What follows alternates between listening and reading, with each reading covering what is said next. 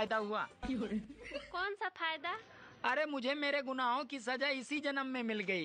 অরুণ ভাই শুনলাম আপনার মোবাইল নাকি চুরি হয়ে গেছে। জি ভাবি ঠিকই শুনছেন, থানায় রিপোর্ট লেখাইতে গেছি, গিয়ে দেখি মানিব্যাগ চুরি হয়ে গেছে। থাক ভাই মন খারাপ করবেন না, আল্লাহর কাছে দোয়া করেন সব ঠিক হয়ে যাবে। মসজিদে দোয়া করতে গেছিলাম, বের হয়ে দেখি স্যান্ডেল চুরি হয়ে গেছে। सुनो खाना दो मुझे। 2 मिनट रुको, अभी रील्स बना रही हूँ मैं। ये बताओ तुम्हें इंस्टाग्राम पसंद है या मैं? बोलो इंस्टाग्राम या मैं? कौन हो तुम? আচ্ছা ভাই বলো তো বৃষ্টির দিন বারবার বিদ্যুৎ চমকায় কেন? আরে এটাই জানোস না, বৃষ্টি বারবার টস মেরা দেখে কোন জায়গায় শুকনা আছে। এই শোনো না, কি বলো? আমি তোমার কাছে একটা জিনিস চাইবো, তুমি যদি দাও তোমাকে আমি 1 লক্ষ টাকা দেবো।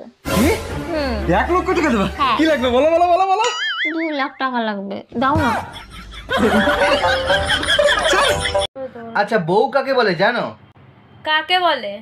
5 মিনিট আগে তরকারিতে নুন দিয়েছে কিনা সেটা জানে না, কিন্তু 5 বছর আগে স্বামী তার সাথে কি করেছিল সেটা পাই টু পাই যে জানে, তাকেই বলে বউ, যে কুত্তার মতো করে ঘেউ ঘেউ। এই আজ রাতে আমি অফিসের কাছে বরিশাল যাব। হঠাৎ বরিশাল? তা বাসে যাবা না লঞ্চে যাবা? লঞ্চে যাব, সকালে মিটিং আছে তো, তাইলে আর রাত জাগতে হবে না। তাইলে তো আগে থেকে কেবিন বুক করে রাখছো তাই না? কেবিন তো বুক করতেই হবে, তা নাহলে রাতে ঘুমাবো কি করে? সত্যি করে বলো কারে বুকে ঠেসা ধরে ঘুমাবা?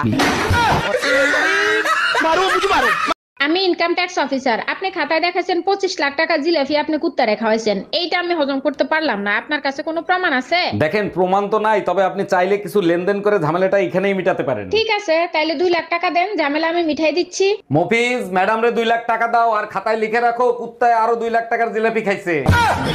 এই তুমি আমার ফোন ধরো না কেন? ফাইজলামি করো নাকি আমার সাথে? দেখো আমি নামাজ পড়ি, রোজা থাকি, আমারে তুমি আর ফোন দিবা না। নামাজ পড়ো রোজা রাখো ভালো কথা, আমি কেন ফোন দেব না? আমার ভিতর ফেরেশতা আছে, আমি চাই না তুমি জ্বলে পুড়ে ছাই হয়ে যাও। আমি তোর বিয়ে করা বউ, আজ তুই শুধু বাসায় আয়।